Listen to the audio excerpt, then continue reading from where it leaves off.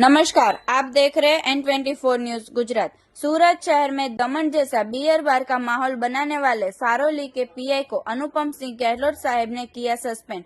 सूरत के Saroli police station से 1 kilometre के अंतर पर पिछले 1 साल से चलते बियर बार में स्टेट मॉनिटरिंग सेल ने रविवार दोपहर को छापा मारकर सारोली पुलिस सोती हुई दिखी।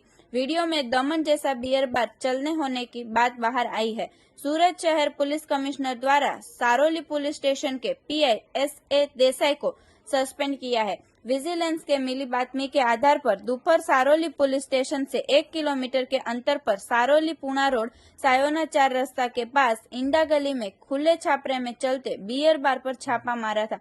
विजिलेंस ने जगह पर से 61,060 रुपए की मत्ता की शराब की 438 छोटी बड़ी बोतल शराब और चखना बेचने का नकद रुपए 72,360 रुपए 1,10,500 की मत्ता के 10 मोबाइल फोन रुपए 2.40 लाख की मत्ता के 6 two wheeler 7 QR code scanner शराब की कांच की 6 बोतल चखना के 950 पैकेट सॉफ्ट ड्रिंक सोडा की बोतल कुल मिलाकर 5,04,959 का मुद्दामाल जब्त किया है, जो कि वीडियो में वायरल होने के बाद पीआई तो सस्पेंड हो गए पर सारोली पुलिस स्टेशन के वहीवटदार हाल बच गए हो ऐसा स्पष्ट दिख रहा है।